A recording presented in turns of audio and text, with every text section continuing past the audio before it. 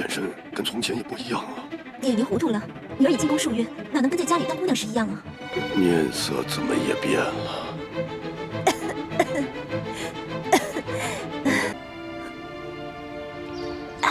楚可可，怎么办啊？你说这书剑会不会认出徐姐姐是假冒的？谁也没想到书剑还能醒过来。事到如今，只能随机应变了。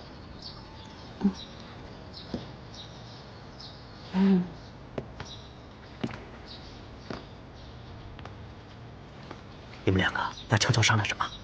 什么都没说。我明明看见你们两个在悄悄商，你们一定有企图。我可告诉你们，我在这宫里30多年，好不容易才有今天，你们两个可不能让我连紫禁城都……叔父放心，我保证，你跟康熙都能平安回京。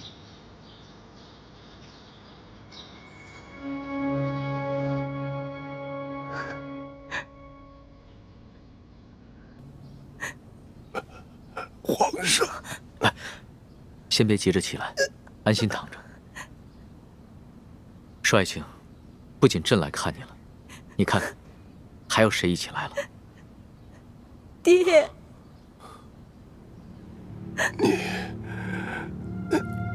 你是？我是婉心啊。婉心，你怎么还戴着面纱呀？啊，臣妾有喜有忧，都糊涂了。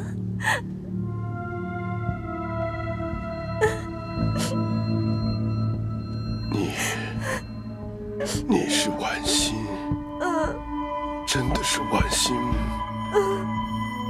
你怎么来了？帅卿，朕知道你只有这么一个女儿，所以啊，朕特意带她来一同探望你。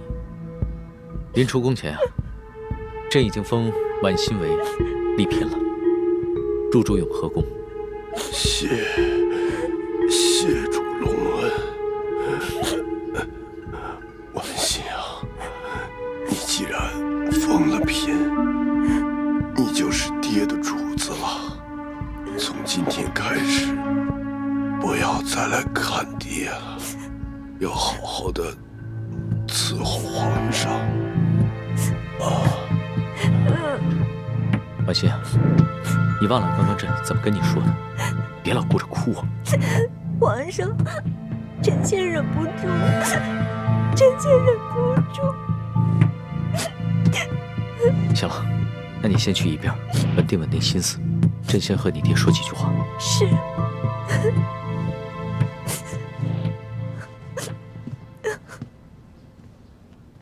帅卿，朕这一次千里迢迢赶来，一是为了核实你密奏中的几件大事，第二是为了亲自调查你御赐，你到底是被谁所赐？为什么他们要行赐于你？他们是不是因为知道你给朕上了密奏，想要灭口？不是灭口，是想要金钥匙。此刻身手非凡，绝非普通劫匪，是臣拼死保护金钥匙，才被打成了重伤。那你这么说的话，凶手应该已经知道了金钥匙的秘密。你能不能认得出来，他们的身手到底是出自哪里？不知道，臣只知道，在事发的前一天晚上，平西王府秘密的派了个人来。帅卿，婉心，你快倒水来。是。帅卿，帅卿。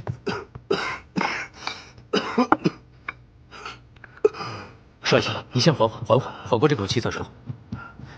爹，来，喝口水，小心。再来一口。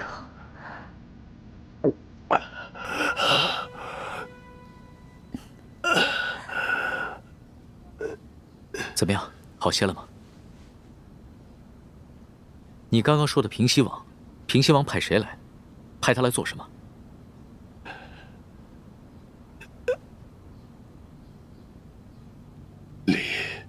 丽嫔娘娘，你怎么瘦了这么多？下巴也变尖了。哦，爹，女儿是思念您啊。虽说皇上对臣妾特别好，可是女儿每每想到爹爹您岁数大了，身边又没个知冷知热的人，女儿这心里就放不下呀。可是，你这眼神跟从前也不一样啊。爹，您糊涂了，女儿已进宫数月，哪能跟在家里当姑娘时一样啊？面色怎么也变了？这连日来赶路，女儿染了风寒，吃几副药就好了，爹爹不用挂心。啊！爹，帅卿，帅卿，帅卿，李太医，李太医，主子怎么了？你看看，帅卿晕过去了。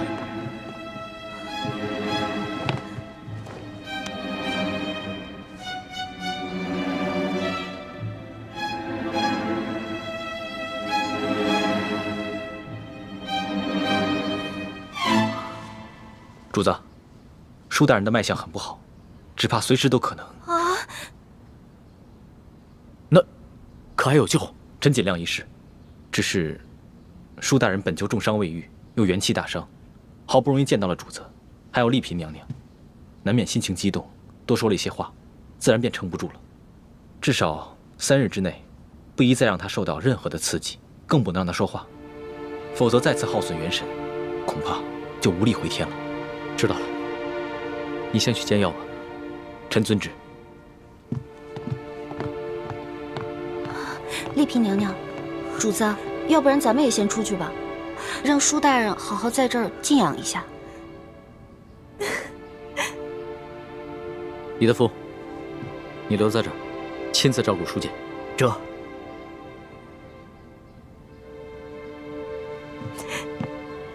走吧。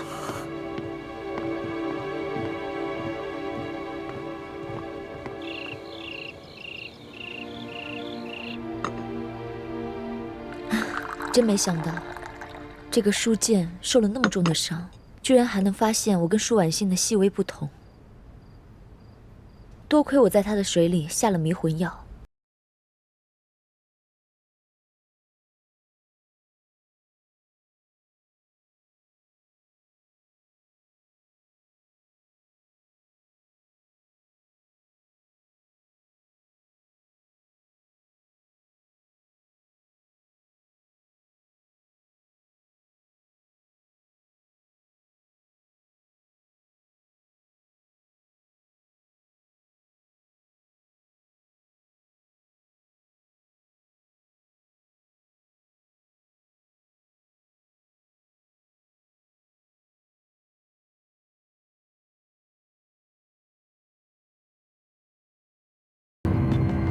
舒婉欣就交给六师傅了。至于这个舒剑，不能让他再醒过来了。你们什么意思啊？你要杀了舒剑啊？不行，我不同意。舒剑不同于鳌拜，也不同于刘德昭。在鳌拜权势熏天的时候，他就敢冒死向皇上上密折，为民请命，这样的好官你也要杀呀？我不懂什么国家大事。我也不明白为什么师傅们一直说要光复大明，但我只知道，在这个世上，你们跟师傅是我最亲的人。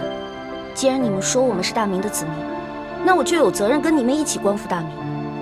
可如果光复大明就要滥杀无辜的话，这我坚决不同意。欢妹，你别说了，我不听。如果你要真的杀了舒剑的话，我再也不理你了。大师兄，就算易欢不反对，我也觉得这件事。要在驿馆这么多人的眼皮子底下杀了舒剑，这风险也太大了，稍有不慎就会被康熙发现破绽，那我们不就前功尽弃了吗？那这样吧，我试着给舒剑的药中加入少量扰乱心神之药，让他暂时丧失神智。等将来风平浪静了，我再帮他恢复神智。到那个时候，我们也不必将舒婉欣软禁在明珠谷了，他们父女也能够团聚了。这个我同意。你看，其实只要我们稍微用点心思，多为其他人考虑考虑，不就有两全其美的办法了吗？只是要让书剑像鳌拜一样丧失神智，又不让人察觉，这难度比杀了他更大。但是为了不让你失望，我愿意冒险一试。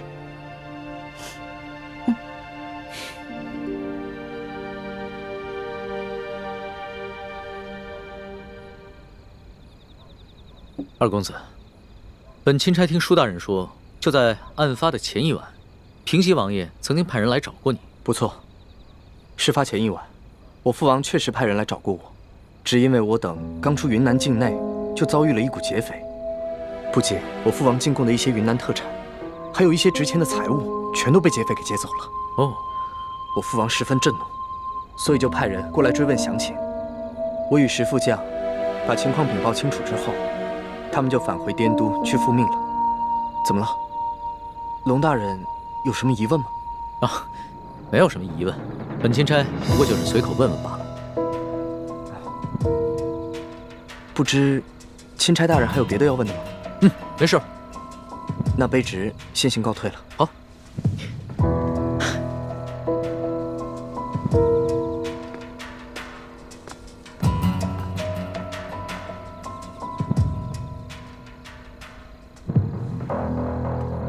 这吴应奇遇到舒剑之前，确实遭遇过劫匪，他们也向朝廷禀报过，所以我才会派舒剑护送他们进京。只是这平西王派人来，难道真的只是为了一些无关紧要的财宝吗？你怎么看？主子，您是不是怀疑这刺杀舒总兵的刺客和平西王有关？可是，如果这平西王早就知道这金钥匙的秘密，那何必先派自己的儿子把金钥匙送往京城，然后再派人半路去抢劫呢？那你觉得谁的嫌疑最大？奴才以为，这刘德昭可是鳌拜一手提拔的，鳌拜老奸巨猾，他会不会假意向皇上禀告这金钥匙的秘密，然后暗地里又派人悄悄地来劫呢？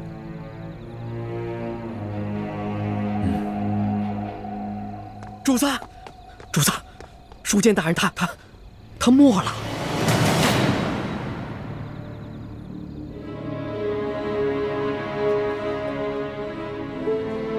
奴才一直听从主子的吩咐，守在书剑大人的房门外，就连一只苍蝇也不让飞进去。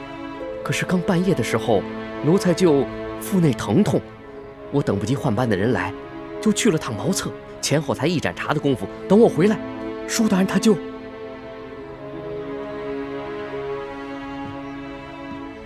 人还是软的，确实刚刚过去。父亲，父亲，父亲！娘娘，娘娘，钦差大人还在旁边呢。爹，父亲。李太医，晚饭之前我还跟你探望过舒剑，当时他的脉象不是一直很平稳吗？当时确实有所好转，只是不知怎么突然就……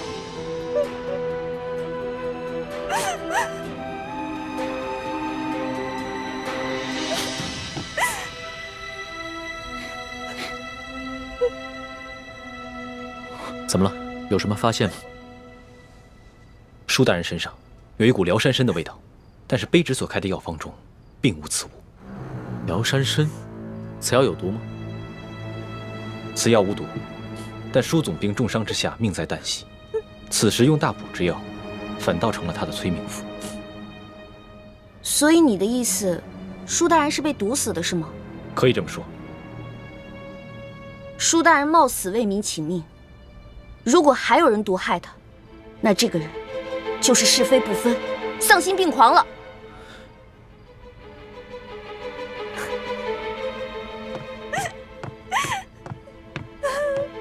主子，卑职已将这驿馆里的所有人等全部都拘押起来了。好，你先分别询问，只要是有可疑的人，全部都带到大厅来，待会儿我亲自审问。这。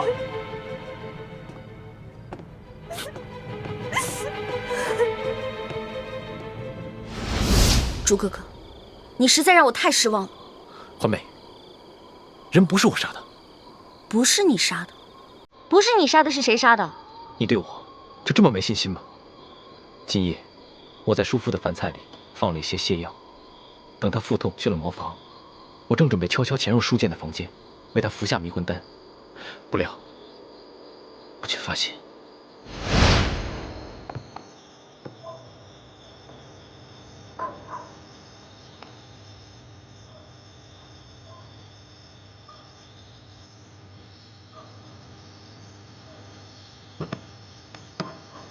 哦，肚子怎么这么疼啊？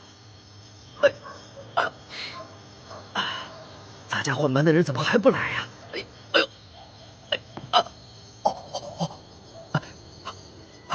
哎呦，算了，我先去吧。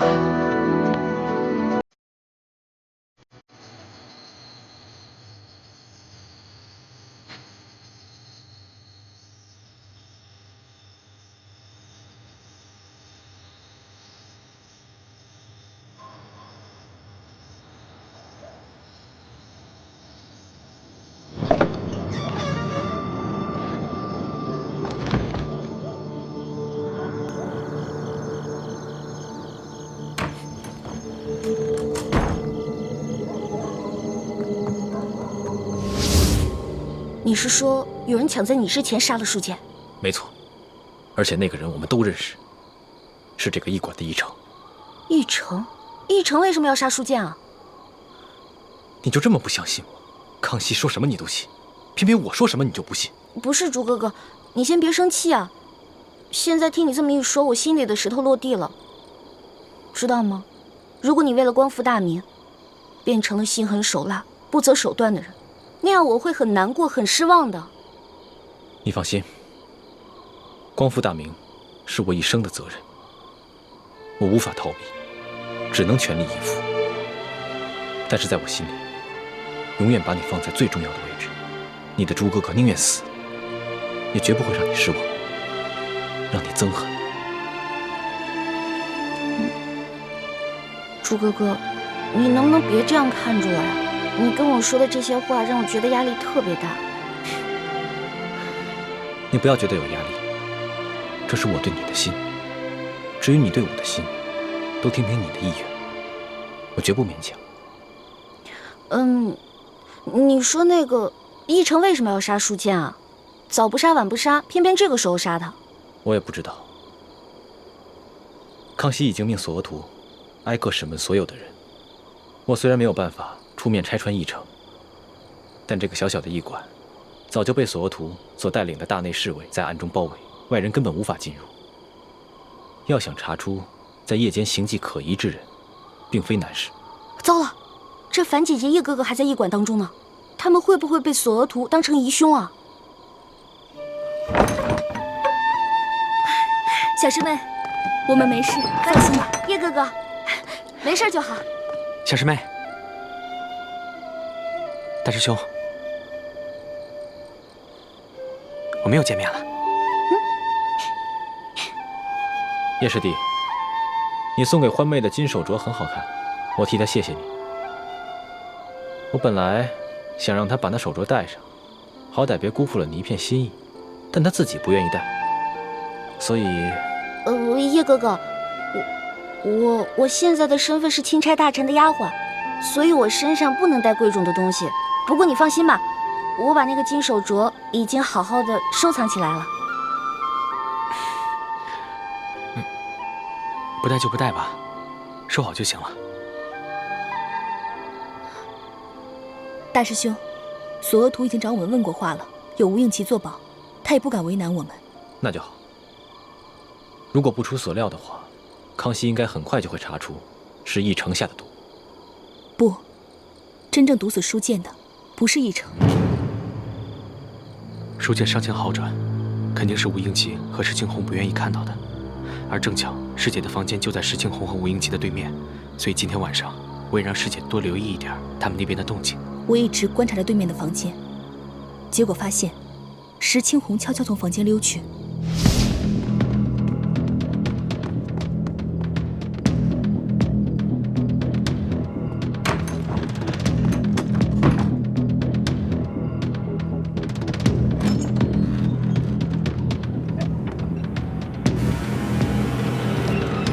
个黑衣人就是石青红。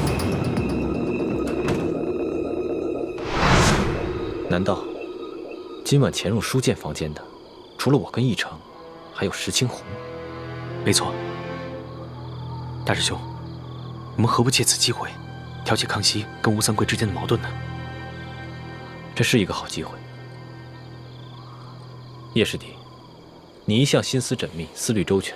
如果你能把所有的心思都用在光复大明的大业上，我相信你爹和师傅们一定会很开心的。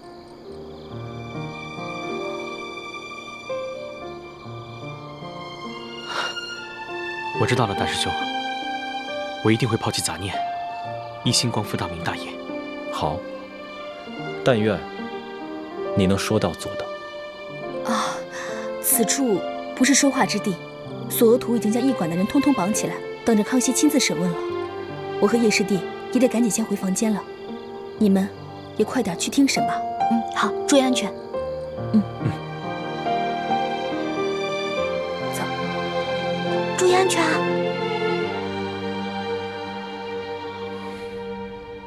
钦差大人明察，小的只是路过舒大人房间，看见门口无人守卫，放心不下，这才进去看了一眼。怎么会是小的下药杀了舒大人呢？你还敢狡辩？本官已经问得清清楚楚，李太医开的药方中根本就没有疗山参。药铺的伙计也已经证实，今天下午你确实去买过这种药。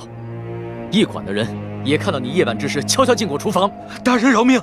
大人，小的是看着舒大人近日身子虚弱，想帮他进补，小的也不知道这补药居然还会杀人呢。到了现在你还敢抵赖？真的以为本官好欺骗是吧？你一个小小的驿丞，怎么会有胆子谋杀朝廷命官？肯定是有幕后主使。你最好从实给我招来，说不定我还能留你一命。回禀大人，小的冤枉。小的在药里面确实放了疗山参，但舒大人却非死于小人之手。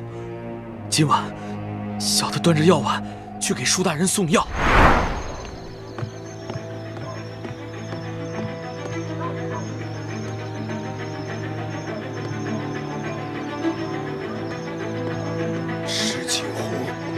原来是你！真正的凶手跟小人一样，是用疗山参杀人。小的听见舒大人在临死之前亲口喊出了真凶的名字，就是石青红。混账！你血口喷人！钦差大人，卑职今天晚上一直在二公子房间陪二公子下棋，这一点，二公子可以为卑职作证。不错，钦差大人。今晚石青红一直在我屋里与我对弈，直到听到舒大人身故的消息，我们俩才一起出来。钦差大人，此事非同小可。石青红是卑职的人，此事可是牵涉到平西王府的清誉。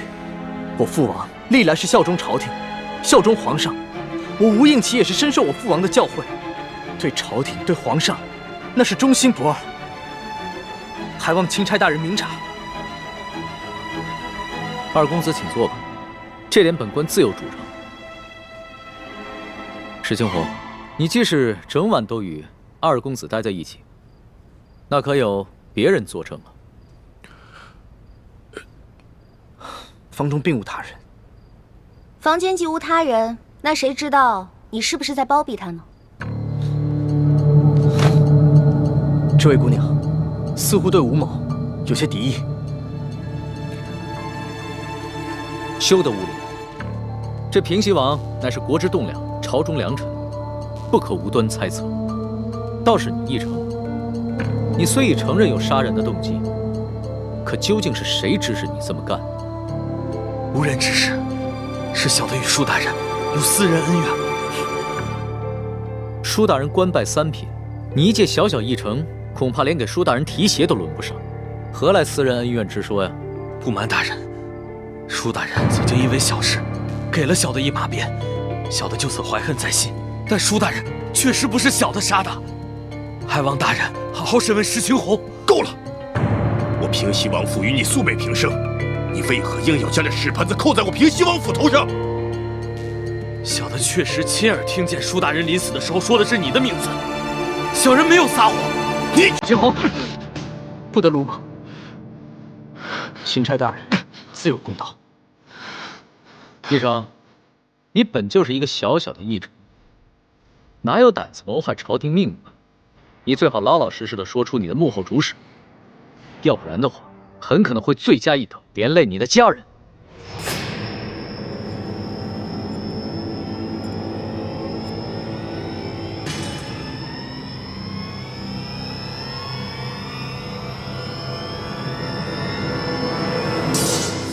大人，小的是受人所指，可小的不能告诉你，否则小的家人就都没命了。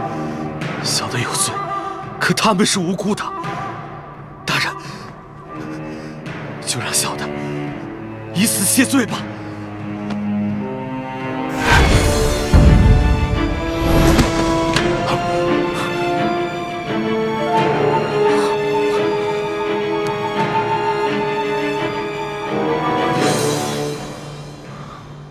他舌下藏了见血封喉的毒药，见势不妙，便咬破蜡丸自尽了。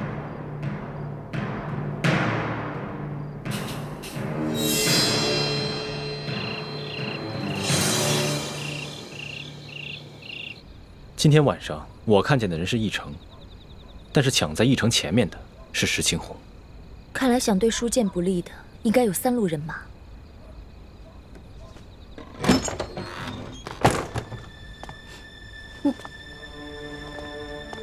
主子，李太医也在啊。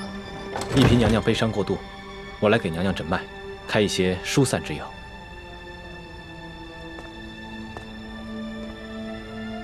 婉心啊，你不要太过伤心了。你爹虽然去了，但是我会照顾你一辈子的。至于你爹的后事，你要是有什么想法，就尽管提出来。臣妾是没侥幸，一切但凭主子裁夺。行。那我决定明日一早就护送你爹的灵柩回太原府。虽然这宫里规定，这后宫的嫔妃不能因为娘家的丧事披麻戴孝，但是这是宫外，朕特许你穿素衣，以尽孝道。等回了宫以后，朕再追封你爹为从一品，以慰你爹的在天之灵。谢主子隆恩。哎，龙小弟，你可得为娘娘的爹报仇才是。这个义成说的石青红，可是吴应琪身边的贴身侍卫。小声点，小心隔墙有耳。哦，我也怀疑这个人是吴三桂，只是此人极其奸诈狡猾，很有可能在鳌拜身边埋伏了奸细。说不定他送出金钥匙以后，才知道金钥匙的底细，再派人追回也是极有可能的。只不过吴三桂兵强马壮，雄霸一方，我暂时不想打草惊蛇。哦，怪不得主子要替他敷衍过去呢。这鳌拜的余党和吴三桂，都是我的心头大患。可是这重症不可用奇药啊。主子，这舒总兵之死，还有山西的贪腐窝案，可不是一时半会儿能够查清楚的。这为了安全起见，不如主子您早些回京吧，然后由奴才陪着丽嫔娘娘一起护送舒总兵的灵柩返乡，可好啊？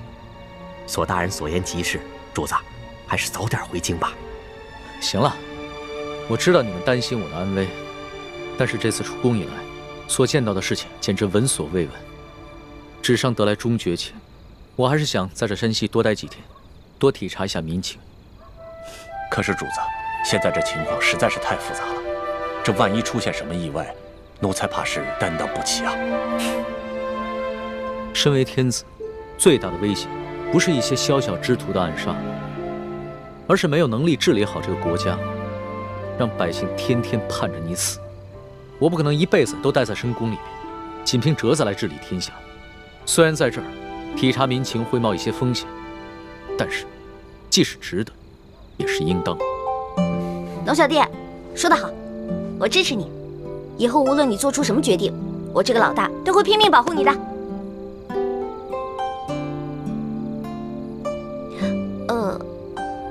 反正龙小弟说过啊，大清吹牛不上税嘛。老大，你虽然力有不逮，但其心可嘉。你这份计我领了。主子，通宵审案，这天都快亮了，主子还是早点休息吧，保重龙体要紧。我哪还睡得着啊？天一亮，我们就出发吧。这，钦差大人，今天一早，石青红就去了那个义成的家，听其邻居讲，就在前几日，巡抚衙门的捕头在其家搜出一箱赃银，目前他的妻儿老小全都入狱了。本钦差明白了，多谢二公子。哎，钦差大人，我无事赴此，无论是对皇上还是对朝廷，那都是忠心不二。还望钦差大人回到宫中，在皇上面前多多美言。啊，那是自然。只不过这未被盗的永历帝遗物，就有劳二公子继续送往京城。咱们就此别过，后会有期。后会有期。大人，请上马。撤！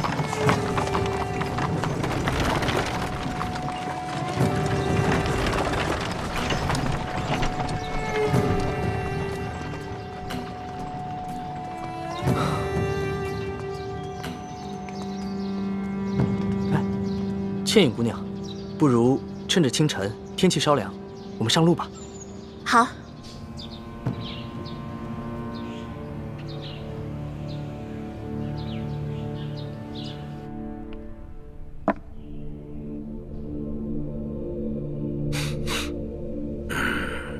这钦差大人叫龙三，这满朝的官员之中，哪儿来的这号人物啊？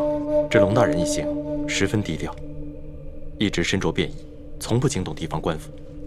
一入驿馆，便屏退左右，要与书剑密谈。书剑因伤，未说几句便昏迷过去。义成原想在夜里投毒，结果了书剑，可没想到被平西王府的人抢了先。龙大人不敢得罪平西王，所以就把责任全都推给了义成，逼着他说出幕后的主使。哼，这不是自己给自己找麻烦吗？啊！本来这书剑御赐与我们没有一文钱的关系呀。本想着这次可以除却我这眼中钉，现在可倒好，这屎盆子全都扣到咱们自己脑袋上了。大人，义成知道自己把事情办砸了，怕连累妻儿老小，已经服毒自尽，并未供出大人。我告诉你，若是此事深查的话，那还查不出来这义成的一家老小是咱们抓的。这龙大人一看还不明白，现在急也没什么用了。依我看呢，咱们只能是一口咬定，这义成的妻儿老小是窝藏赃款，咱们是秉公办案，只要不让这个钦差找到证据证明书剑的死跟义成有关，那他就根本奈何不了咱们。但愿吧，但愿这个钦差大臣跟以往是一样的，是一个懂规矩、好说话的。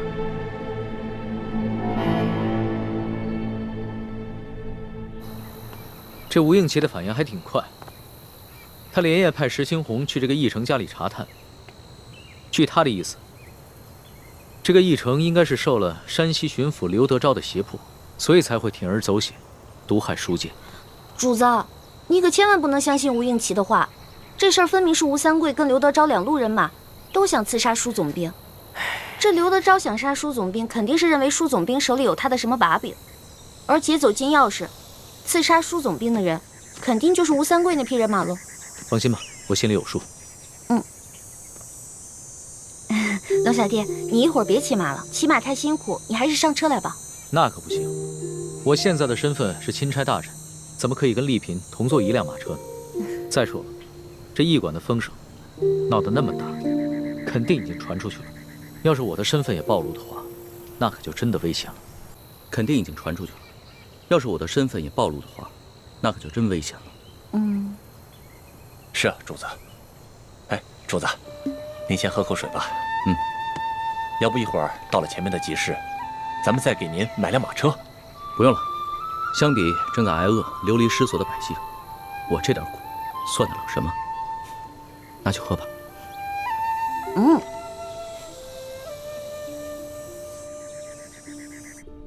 大人，卑职还探听到一个重要情况，与龙大人同行的还有一个年轻神秘的女子，一直戴着面纱，身居简出，闲杂人等一律不能靠近，就连钦差大人都对他礼遇有加。哦，连钦差大人都对他礼遇有加。这么说的话，这个女人的身份比钦差还尊贵了。是了，这个女人就是舒剑的独生女儿，舒婉心。舒婉心，大人，舒婉心不是前几个月选秀进宫了吗？我听说这个舒婉心刚一进宫，就得到了皇上的圣宠，先是被封为了丽人，很快又被加封了丽嫔，现在她入主永和宫啊。所以说呀，这个龙大人对她礼敬有加，那也是说得通的。可依大清律令，后宫嫔妃若非伴驾，不得离京，违令者死罪。大清的律例是死的，但这个人是活的。这个皇上对这个舒剑是宠爱有加，皇上见他危在旦夕，让龙大人悄悄地护送这个丽嫔出京看他的父亲，也不是没有这个可能的。大人，舒剑的灵柩已被钦差大人他们护送回太原安葬，届时卑职以吊唁为名，亲自到舒府去查探，探清这个女子的身份究竟是不是舒婉心。这个舒婉心我虽然是没见过，但听别人提起过。听说这丫头外柔内刚，极有主见。她既然知道我们跟她爹是死对头，那现在舒剑死了，她会跟咱们善罢甘休吗？她必定会逼着龙大人彻查舒剑之死，咱们再使银子只怕就不灵了。那咱们就一不做二不休。这个丽嫔娘娘看见自己的父亲惨死，由于哀伤过度，香消玉殒，也不是不可以的嘛。大人，这丽嫔娘娘不过一介弱女子，就算她再恨大人，这后宫不能干政，她也不能把大人怎么样。大人何必要冒这个风险呢？我的孟护卫啊，你乃是一个江湖中人，所以说呢，这后宫之中权势的奥妙不是很明白。我告诉你，后宫之中女人最大的机遇，那就是母凭子贵。你说现在皇上这么宠幸着丽嫔娘娘，她早晚会为皇上生下一个皇子的。到那个时候，那丽嫔娘娘能放过我们吗？能不报复我们吗？所以啊，我们现在要尽早的除掉他。说得对，姐夫。斩草必须除根。趁着舒剑死了，舒府上下现在人心惶惶，我可以趁机收买他几个下人，将来无论咱们想干什么，那都有个准备，不是？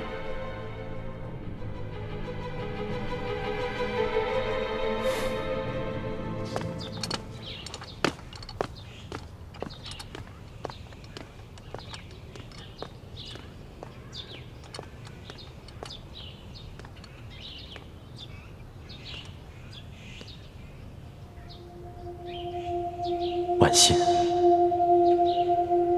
婉心，真的是你回来了吗？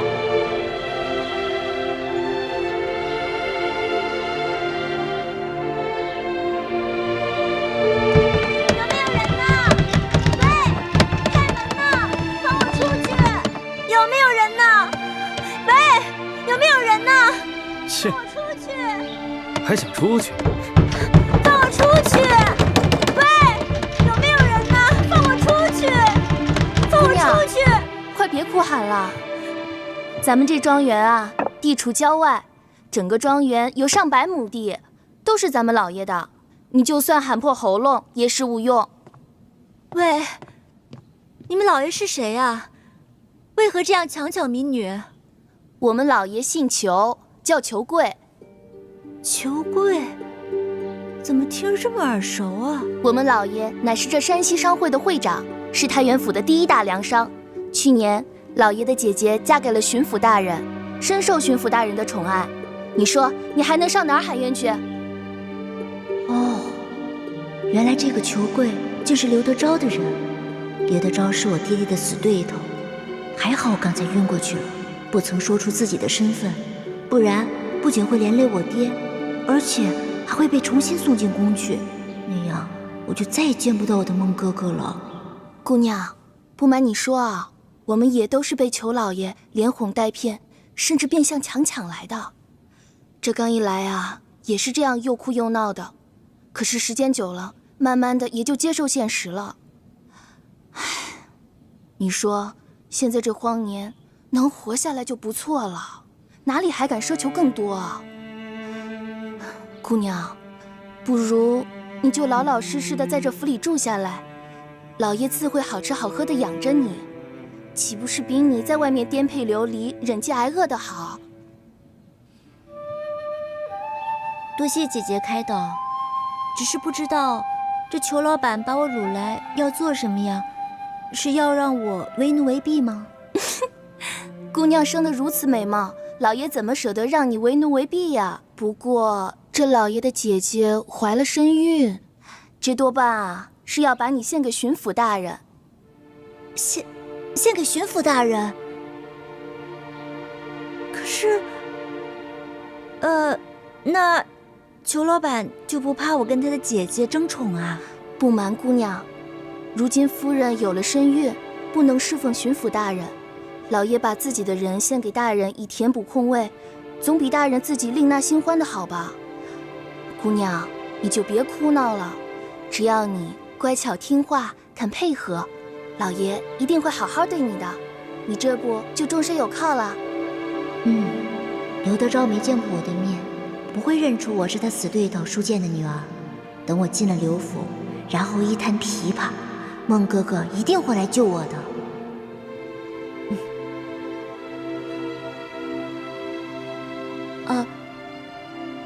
谢谢姐姐，我听你的劝，我会听裘老板的话，好好服侍巡抚大人的。这就对了，咱们女人嫁谁不是嫁？能嫁给巡抚大人，已经是天大的福分了。哎，对了，姑娘，你叫什么名字啊？我姓万，叫万苏。万苏，好，那姑娘你先坐下，我们吃点东西吧。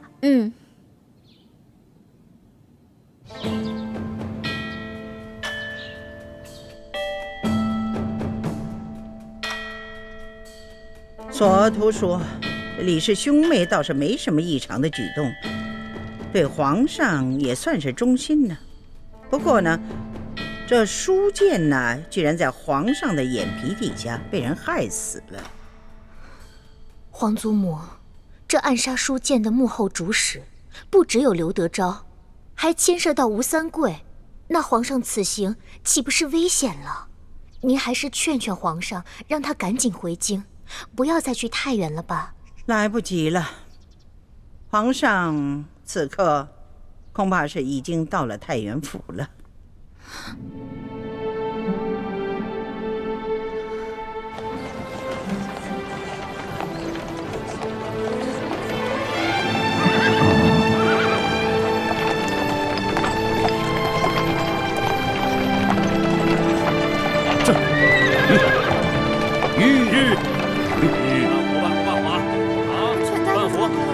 这钱不够。老板，能不能多给点啊？半壶不错了，这点钱明天半壶都买不了。你行行好吧。给他半壶。老板，你这钱不够。太原不是山西的首府吗？怎么这么萧条啊？这点粮食。给他，给他。谢谢，谢谢老板。老板，行行好吧。有钱没钱，没钱滚蛋。老板，我已经5天没吃东西了。能买啊你？大姐，请问你们这是在做什么呀？买米啊。谢谢。买米？这城中只有这一家粮铺吗？为什么要排这么长的队伍啊？这位小兄弟啊，您是过路的外地人吗？难道您不知道这里遭遇了几10年不遇的旱灾？这个当然知道，只不过这朝廷不是已经调拨了赈灾粮吗？你们都没有领到吗？你还说朝廷的赈灾粮，我们一粒都没见到，只看到这米铺的米价，倒是翻了翻的往上翻跟头。吃不起饭了。老板，这儿的梨怎么卖啊？你们那边不是有告示吗？自己看去。还要涨价呀？半壶，给他半壶。好嘞，半壶，后面跟上。是啊，饭都吃不下去了。后面跟上，给他半壶。行了，走吧。你卖每斗2000钱。下一个。哎，接着点儿。老大，你什么时候下来？哎，你以前跑江湖的时候，这米卖什么价格？那要看是丰年还是小年了。如果是丰年的话，一升差不多每升约10到12钱，1斗是10升，所以差不多就是100到120。但如果是小年的话，收成不好，那价格会翻1倍，差不多每斗200到240钱。龙小弟，你知道2000钱意味着什么吗？不强。若在以往啊，能买头猪了。不行，走。主子，您先别着急啊。咱们还是先办完舒总兵的事儿吧。走，要买赶快啊！今天又不是这价了，快点啊！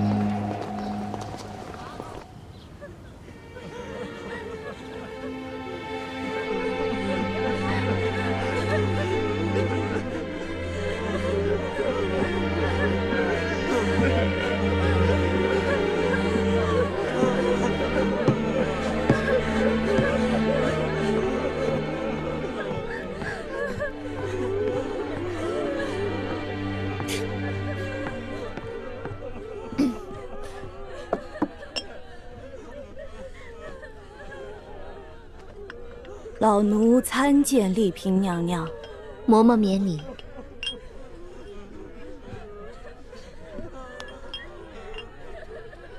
娘娘可要节哀，娘娘比之前在家里清瘦了许多，下巴都尖了。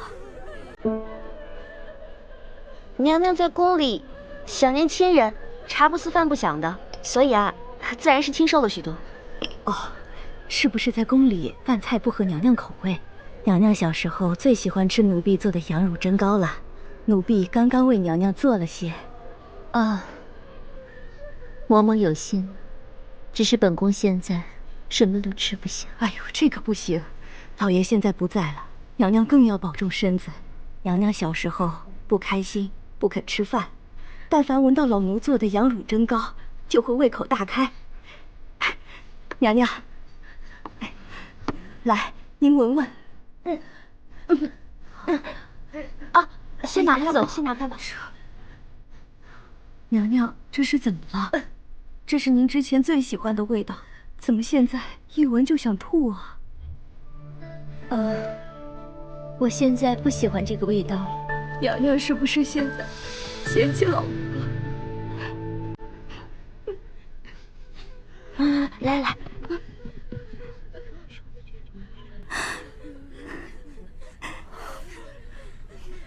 知道了吗？好，老奴明白，老奴明白。娘娘，您好生养养身子，奴才先告退了。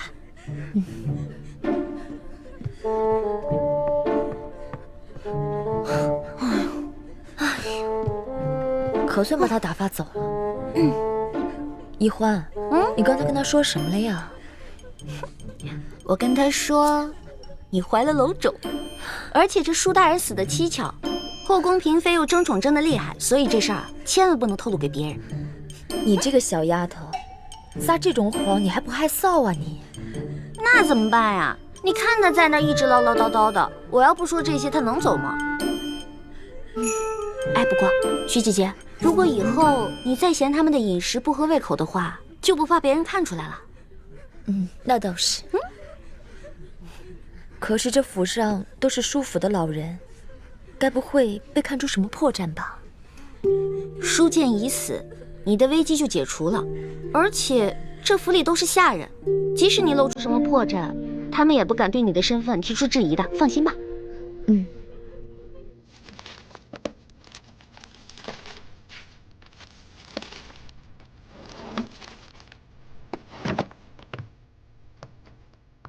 主子，整个书房已经翻了几遍了，没找到什么有价值的东西。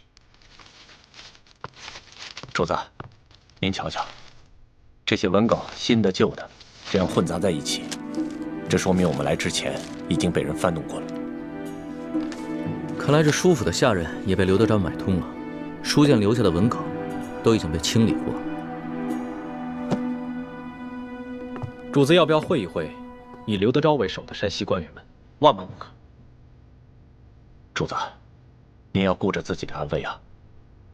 我看不如等舒总兵下葬以后，咱们就赶快回京得了。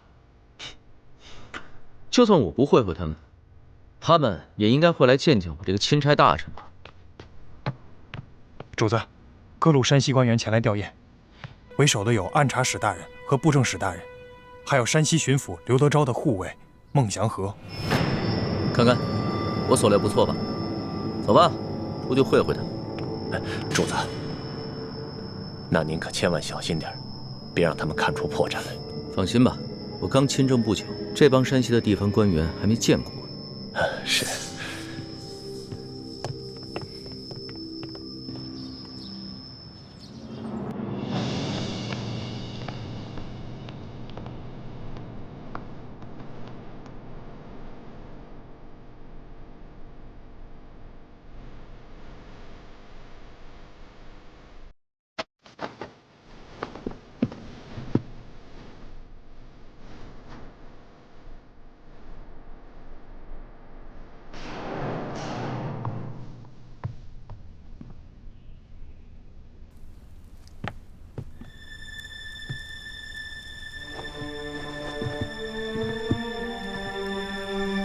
参见丽嫔娘娘。免礼。谢娘娘。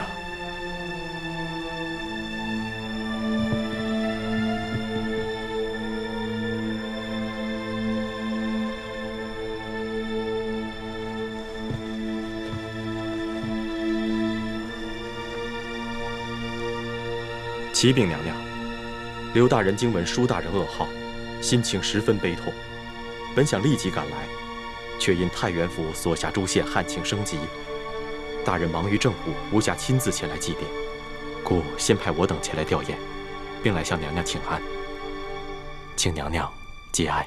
皇上破例恩准本宫回乡葬父，此乃皇恩浩荡，本宫感恩不尽。但此事不宜声张，也不便劳烦诸位大人，还请诸位大人代本宫向刘大人致谢。刘大人与家父同僚数十载，感谢他对家父的关照。在下一定将娘娘的话如实禀报刘大人。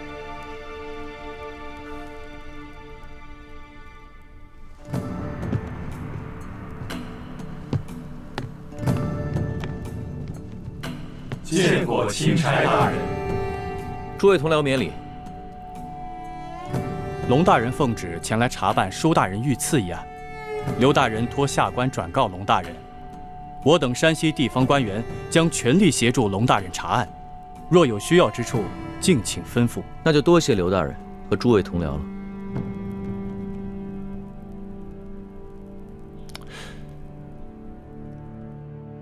看来咱们的一举一动果然尽在刘德昭的掌握之中。这刘德昭的架子够大的，自己不来，只派了几个心腹的手下前来吊唁。主子，这刘德昭说不定真的是去巡查灾情了。我才不信呢，他肯定不是什么好鸟。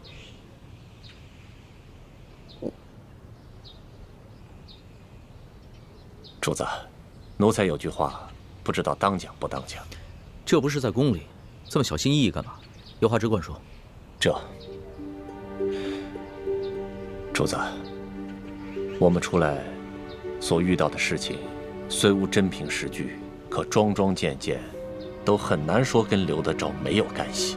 这随便挑出一件就够砍他脑袋，如果全都加起来，他有100颗脑袋都不够砍呐。所以，我怕他知道了主子的真实身份，会狗急跳墙，做出大逆不道的事情来。主子，您要是听到什么，看到什么，可千万要忍着，万事等咱们回了宫再计较啊。这山西太原是刘德昭的地盘，咱们确实得小心一点。主子，听说外头饥民在闹事，把整个府衙都包围起来了。走，看看去。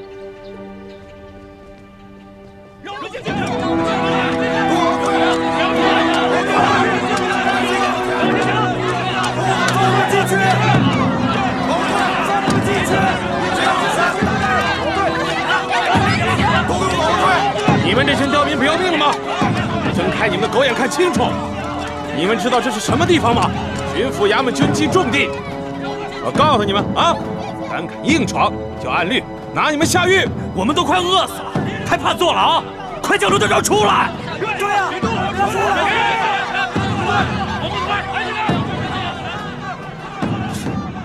易欢呢？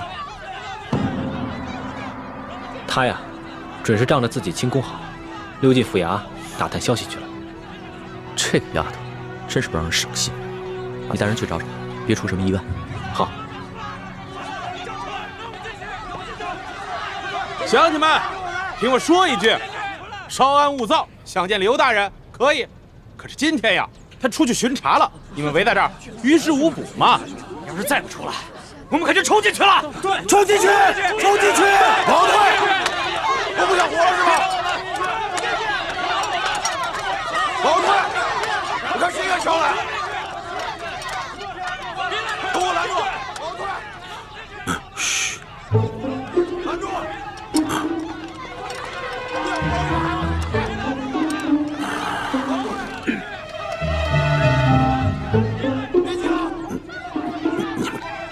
赶紧扶着我呀！我数1、2、3，开门啊！哎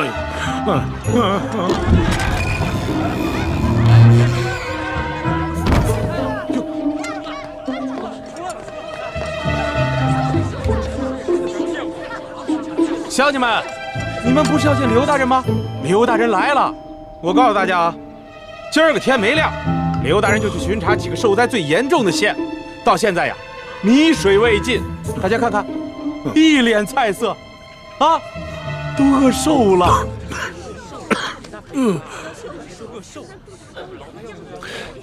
主子，无论一会儿发生什么事，您都暂且忍着，省得咱们大草惊蛇。父老乡亲们，大家这么急着见本官，是有什么话要对本官说呀？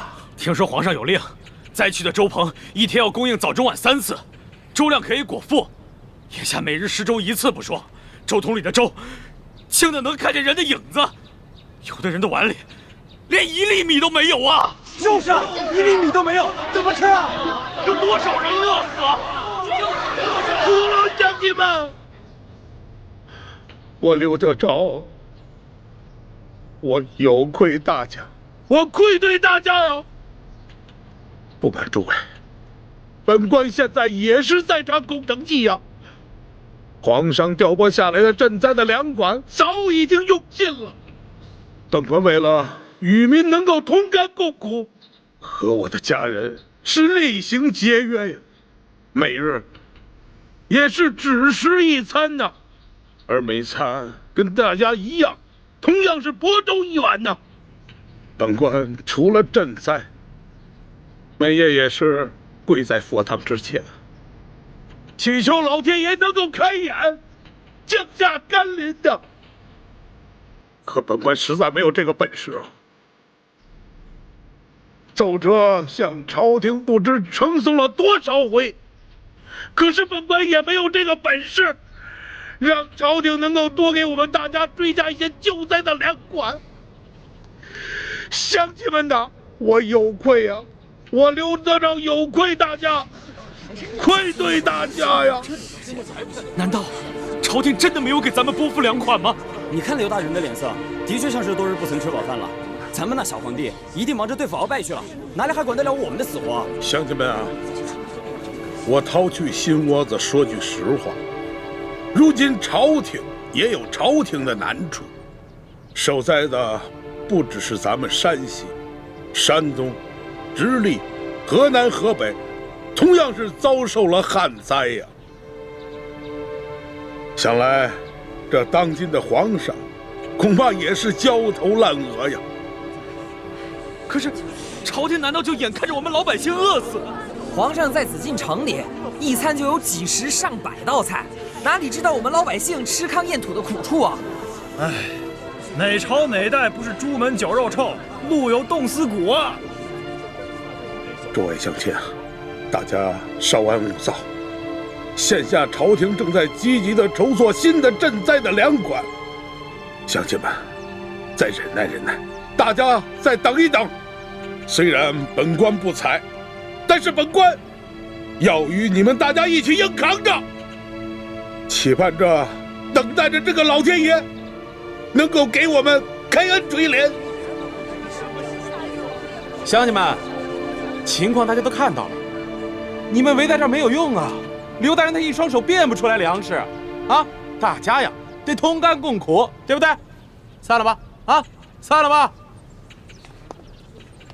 乡亲们，刚才我已经吩咐过周鹏了，啊，从本官的府上拿到仅有的几袋粮食，今夜给大家多设几桶粥。大家放心，我呢继续发文催促着朝廷，尽快给大家追加一些救灾的粮款，好吗？你们抬头看看啊，如此炎热的天气，乡亲们，大家都省下气力啊，都散了吧，回去歇着啊！哎，歇着，散了吧，散了吧，散了吧，啊，散了吧。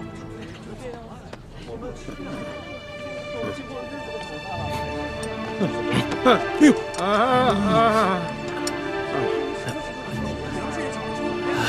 散了吧，走。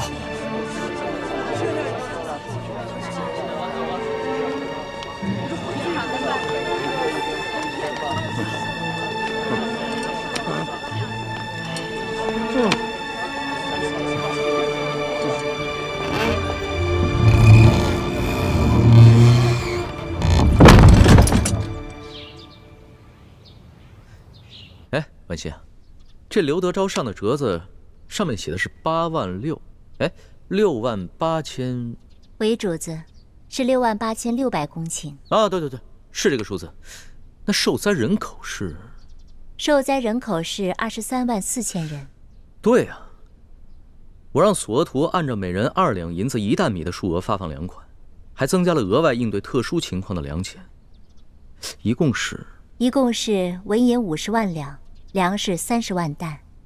文心，你的记性很好啊！啊，那日臣妾陪皇上在御书房下棋，皇上突然接到刘德昭的奏折，就随口念了出来，臣妾也就无意间记下了。没想到你还有这过目不忘的本事啊！臣妾别无所长，唯有这巧记之功，还算拿得出手。但愿能为皇上效力。这刘德昭上报的灾情数字，比我此次出巡实地考察的数字多出了1倍。我是按照他上报的数字核发了救灾钱粮，就算他们层层截留，一半，那剩下的钱粮也应该足够灾民们对付到下一个收获季。可情况为什么会这样呢？也许刘德昭他们截留了不止一半呢。可我看刘德昭那一脸菜色的样子，可不是我想象中贪婪无度的样子。龙小弟，你上当了。主子，真是画虎画皮难画骨，知人知面不知心呢。我们悄悄潜入了他的府邸，不去当戏子，真是浪费了他的表演天分。啊，你别急，慢慢说。他一进府，完全变了个人。快，老爷，哎，赶紧坐下，坐下。哎呦，哎呀，热死了！别站着了，赶紧给摁。哎呀，热坏了吧？怎么样？这些刁民都散了。散了。哼，这些刁民虽然说是刁蛮，但是也好糊弄。也亏你想得出来，用这菜汁敷面，这效果比我说多少话都管用。见老爷都一脸菜色，那些刁民自然也不好再为难老爷了。这回去埋怨朝廷赈灾不利。想老爷了吧？那是。来，让老爷香一个。哎呦，老爷，这菜汁弄我一脸。这样，我先给老爷洗洗脸啊。洗脸，洗完了脸再香香。这西瓜怎么了？特意给你弄这个。这个刘德昭，连他小老婆房间里都是冰块。哎，据听说他府里的冰窖比他整个府还要大，冬天藏的冰块够他们用整个夏天了。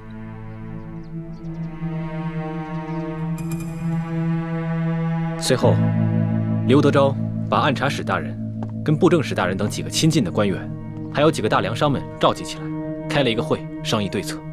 大人，下官已去了书府吊唁，会过了钦差龙大人。他是奉了皇上的密旨前来调查书剑遇刺一案。钦差龙三来我山西太原府办案，却不来我这知府召会一声，看来这个人也是一个拿枪做事不好相处之人呐。哼，你们以后办事一定要小心，不要让人家抓住咱们什么把柄。大人放心，那钦差只是针对书剑遇刺一案，那义成已经自尽，死无对证，他也奈何不了咱们呐。别的钦差呢，我多少知道点背景，多少呢能够找出点突破口来。唯独这个钦差龙三，我从未听说过。我这心里着实还有些不踏实。大人放心，我等已发动京城的所有关系来打探这个龙大人的背景了。像这种从来没听说过的钦差，多半是寒门出身，说不定啊是从什么偏远的地方提上来的。别看他表面一本正经，其实这个时候正是如饥似渴啊！大不了咱们多多破费，把他喂饱了就是了嘛。就是啊。